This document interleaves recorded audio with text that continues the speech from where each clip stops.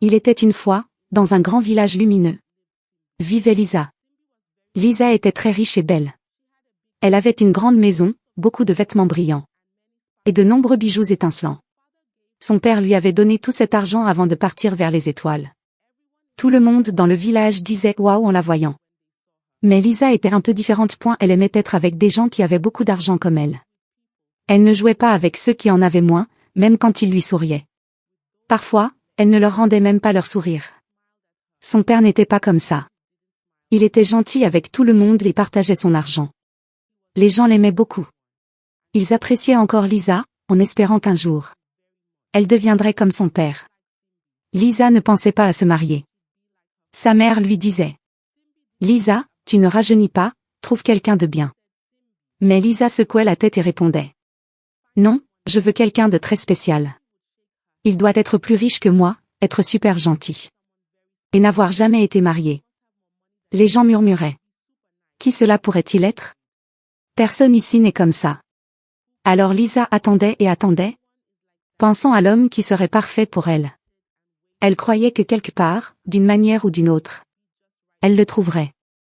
Mais pour l'instant, elle profitait de ses richesses, de sa grande maison et de ses objets scintillants, pas encore prête à les partager avec qui que ce soit. Un jour ensoleillé, Lisa rencontra Mark. Mark venait d'un autre village, pas très loin.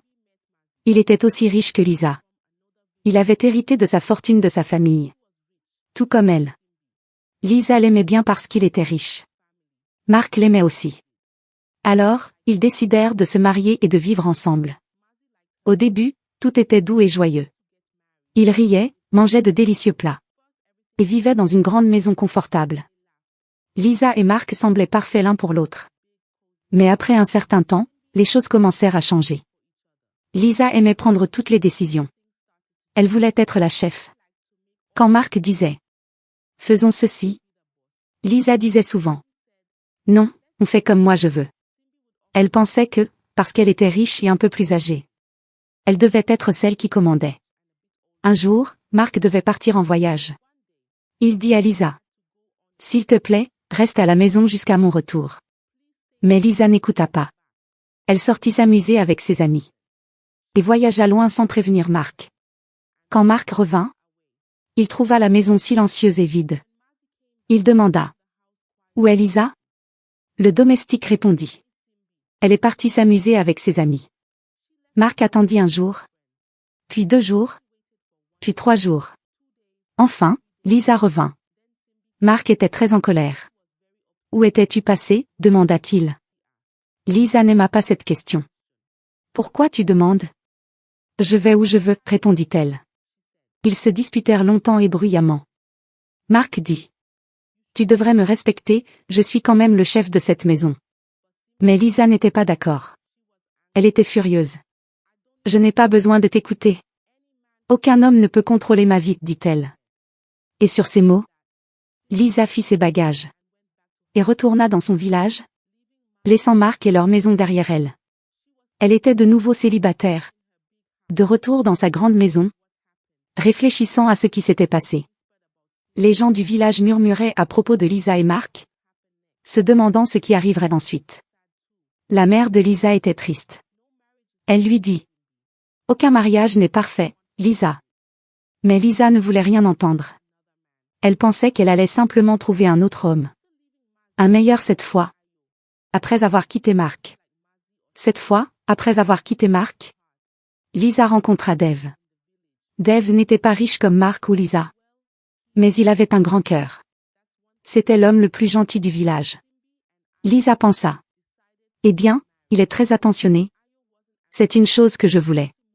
Alors, Lisa et Dave décidèrent de se marier. Comme Dave n'était pas aussi riche, il dut emménager dans la grande maison de Lisa. Il faisait tout pour rendre Lisa heureuse.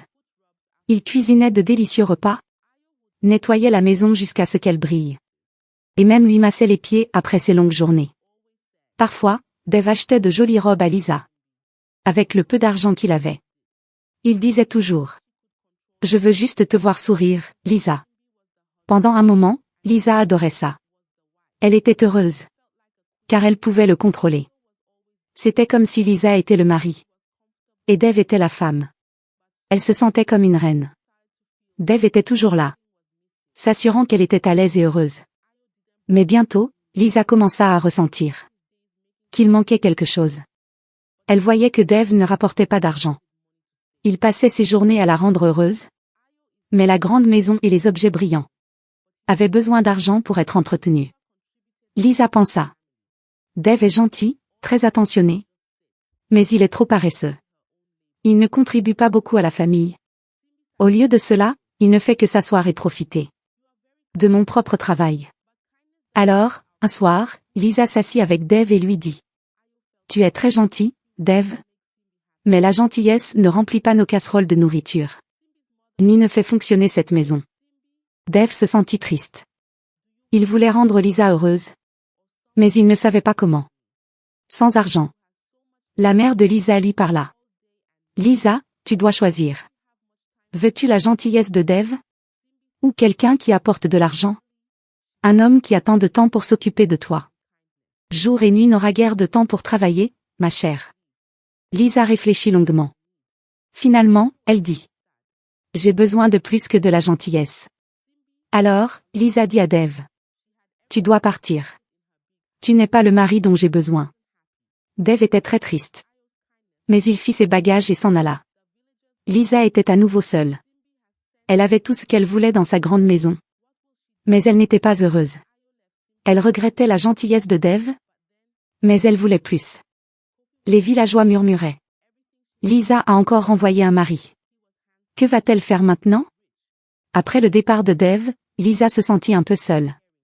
Mais ensuite, elle rencontra Adam. Adam était comme un rêve. Tout ce qu'elle avait toujours voulu chez un homme. Il était beau. Il était riche, très riche. Il était aussi gentil et attentionné. Et il n'avait jamais été marié. Lisa pensa. Waouh, Adam est tout simplement parfait. Alors, Lisa et Adam se marièrent. Et il semblait que Lisa avait enfin trouvé son âme sœur. Adam était tout ce que Lisa désirait. Il lui achetait de belles choses. L'emmenait dans des endroits amusants. Et s'assurait toujours qu'elle souriait. Ils dansaient. Ils riaient. Et leur maison était remplie de joie. Lisa se sentait très chanceuse. Mais après quelque temps, les choses commencèrent à changer à nouveau. Adam était gentil et âgé. Mais Lisa oubliait parfois d'être gentille en retour. Elle ne disait pas s'il te plaît, ni merci. Elle ne cuisinait pas et ne nettoyait pas. Elle pensait. Adam m'aime, alors je n'ai pas besoin de faire ces choses. Adam avait des amis et de la famille qui lui rendaient visite. Lisa ne les accueillait pas chaleureusement. Elle disait simplement bonjour sans sourire. La famille d'Adam était très importante pour lui. Surtout ses parents. Mais Lisa ne leur rendait pas visite et ne les aidait pas. Elle disait. Pourquoi devrais-je le faire? Ils peuvent s'occuper d'eux-mêmes. Les parents d'Adam remarquèrent son comportement. Ils lui dirent. Adam, une épouse doit être gentille et respectueuse. Non seulement envers son mari, mais aussi envers sa famille. Ils s'étaient contrariés. Ils dirent à Adam. Lisa n'est pas la bonne personne pour notre famille. Adam était triste. Mais il savait que sa famille avait raison. Il aimait Lisa. Mais il savait aussi que le respect et la gentillesse étaient essentiels. Alors, Adam parla à Lisa et lui dit. Nous ne pouvons pas être ensemble. Si tu ne respectes pas ma famille et moi. Lisa était choquée. Elle ne s'y attendait pas. Mais Adam avait pris sa décision. Lisa fit ses bagages. Et retourna seule dans son village. De retour chez elle, Lisa pensa à Adam. Elle avait tout ce qu'elle voulait. Mais elle n'était toujours pas heureuse. Elle commença à se demander. Peut-être que ce n'est pas seulement une question de trouver le mari parfait. Peut-être que je dois aussi être une meilleure épouse. Mais il était trop tard pour elle et Adam. Car lorsque Lisa revint dans son village après avoir quitté Adam, elle eut une grande surprise. Une inondation était survenue, emportant une grande partie du village, y compris les fermes qui avaient fait la richesse de Lisa. Soudain, Lisa n'avait plus tout son argent. Sa grande maison ne semblait plus si grande. Lorsqu'il n'y avait plus de nourriture à manger, ni d'argent à dépenser, Lisa et sa mère durent quitter leur grande maison. Elles déménagèrent dans une petite hutte, bien plus petite que tout ce que Lisa avait connu auparavant. Au début, Lisa se sentit très triste. Elle regrettait son lit moelleux, ses objets brillants et ses beaux vêtements. Maintenant, elle portait de simples robes et aidait sa mère à cuisiner avec les quelques aliments qu'elle trouvait. En vivant dans la petite hutte, Lisa commença à beaucoup réfléchir. Elle se souvint de Mark, Dave et Adam. Elle pensa à la façon dont elle s'était comportée avec eux. J'ai eu 3 bons maris, se dit-elle, mais je n'ai pas été une bonne épouse. Je voulais être la chef avec Mark. Je n'ai pas apprécié la gentillesse de Dave. Et je n'ai pas respecté Adam ni sa famille. Lisa comprit qu'elle avait cherché le mari parfait, sans penser à ce que cela signifiait d'être une bonne épouse. Je n'ai pas été gentille, réalisa-t-elle. Je n'ai pas partagé, je n'ai pas aidé. J'ai seulement pensé à ce que je voulais. Dans la petite hutte, Lisa apprit à vivre avec moins. Elle parla avec ses voisins, ceux qu'elle avait ignorés lorsqu'elle était riche. Ils furent gentils avec elle. Ils partagèrent leur nourriture et leurs histoires. Lisa commença à aider les autres aussi. Elle partagea ce qu'elle et sa mère avaient. Le cœur de Lisa commença à changer. Dans la petite hutte, elle apprit à dire « s'il vous plaît, merci ». Elle apprit à écouter. Et à ne pas toujours vouloir être la chef. Elle découvrit que être riche en argent n'est pas la même chose qu'être riche de cœur. Un jour, Lisa dit à sa mère: « J'avais tort. Ce n'était pas la faute de mes maris. C'était la mienne. J'ai oublié d'être gentille et respectueuse. » Sa mère la prit dans ses bras.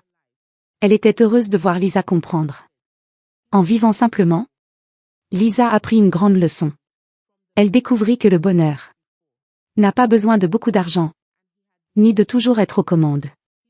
Le bonheur vient de la gentillesse, du partage et du respect des autres. Lisa était prête à être non seulement riche, mais aussi une bonne personne. Alors que Lisa commençait à vivre sa nouvelle vie plus simple, elle rencontra quelqu'un d'inattendu. Son nom était Paul. Paul était très différent des hommes que Lisa avait épousés auparavant. Il n'était pas riche.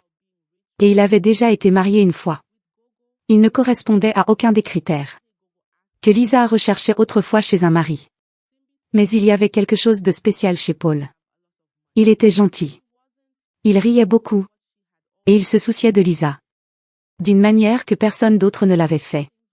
Avant que Lisa et Paul ne deviennent amis, ils parlaient, s'entraidaient et riaient ensemble. Lisa aimait la façon dont Paul la faisait se sentir. Avec lui, elle ne se souciait pas d'être riche, ni d'être celle qui commandait. Avec Paul, elle était juste Lisa. Un jour, Paul demanda à Lisa: « Veux-tu m'épouser ?»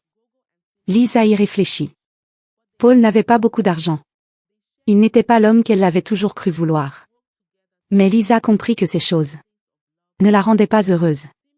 Être aimée, partager des rires et s'entraider, voilà ce qui la rendait heureuse. Alors, Lisa répondit oui à Paul.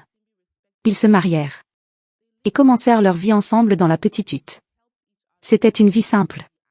Plus simple que celle de Lisa autrefois, mais bien plus riche à bien des égards. Paul et Lisa n'avaient pas grand-chose, mais ils savaient l'un l'autre. Ils partageaient tout ce qu'ils avaient et travaillaient ensemble pour faire de leur petit foyer un endroit rempli d'amour et de rire. Lisa était fidèle à Paul. Elle ne cherchait plus quelqu'un de plus riche ou de plus puissant. Elle avait appris à apprécier ce qu'elle avait. Paul et Lisa se respectaient. Ils s'écoutaient quand l'un parlait et s'aidaient sans même avoir besoin de demander. Leurs voisins voyaient à quel point Lisa et Paul étaient heureux. Ils voyaient combien Lisa avait changé. Elle était plus gentille. Elle souriait plus. Et elle aidait les autres. Lisa avait grandi. Elle avait appris que le bonheur ne venait pas du fait d'avoir beaucoup d'argent ou d'être toujours celle qui commandait. Le bonheur venait du partage de la vie avec quelqu'un qui se soucie de vous, de la gentillesse et de la satisfaction de ce que l'on a. Le mariage de Lisa et Paul n'était pas une histoire de richesse et de palais. C'était une histoire de véritable bonheur, trouvé dans une petite hutte, avec des vêtements simples et une nourriture modeste. Mais c'était leur histoire. Et elle était remplie d'amour. Lisa avait enfin trouvé ce qu'elle cherchait. Non pas dans la richesse ou le pouvoir, mais dans un cœur qui correspondait au sien. Le soir, Lisa s'assit dehors, devant sa petite hutte, et regarda les étoiles. Elle repensa à son long voyage. Depuis les jours où elle vivait dans une grande maison, entourée d'objets scintillants, jusqu'à aujourd'hui, où elle vivait simplement avec Paul. Son cœur était rempli de bonheur. Lisa se souvint comment, autrefois, elle pensait qu'un mari riche, attentionné, et jamais marié auparavant, ferait son bonheur. Elle avait épousé Marc, Dave et Adam, cherchant le bonheur dans ce qu'il pouvait lui offrir, ou dans la façon dont il la faisait se sentir. Mais à chaque fois, il manquait quelque chose. Ce n'est que lorsque tout changea, lorsqu'elle perdit sa richesse et adopta une vie plus simple, que Lisa trouva le vrai bonheur auprès de Paul. Lisa apprit que le bonheur n'était ni dans la richesse, ni dans le pouvoir. Le bonheur, c'est partager, comprendre et aimer. Elle comprit qu'aucun mariage n'est parfait. Chaque relation a ses défis. Mais ce qui compte, c'est la manière dont on les affronte ensemble. C'est comprendre l'autre, faire des compromis, et être là l'un pour l'autre. Lisa réalisa ses erreurs. Elle vit qu'elle avait cherché la perfection chez ses maris, sans être prête à donner la même chose en retour. Elle comprit qu'un mariage heureux n'est pas de trouver quelqu'un qui correspond parfaitement à tous ses critères, mais de construire une vie ensemble, où chaque partenaire se sent valorisé et aimé. Alors que Lisa regardait les étoiles, elle se sentit reconnaissante pour son voyage. Il lui avait appris la véritable signification de l'amour et du bonheur. Elle était reconnaissante envers Paul, pour son amour, et pour la vie qu'ils partageaient ensemble. La morale de l'histoire de Lisa est claire. Aucun mariage n'est parfait à 100%. Ce qui rend un mariage parfait, ce n'est pas de trouver la personne parfaite, mais de trouver quelqu'un avec qui grandir, avec qui comprendre et faire des compromis, afin de bâtir une relation forte et remplie d'amour. Le bonheur ne vient pas de la recherche de la perfection chez les autres, mais de l'appréciation de ce que l'on a, et de l'amour et de la compréhension que l'on partage ensemble. L'histoire de Lisa nous rappelle que la clé d'une vie heureuse et d'un mariage heureux ne réside pas dans la richesse ou le statut de son partenaire, mais dans l'amour, le respect et la compréhension que l'on partage. Et au final, c'est la chose la plus précieuse de toutes.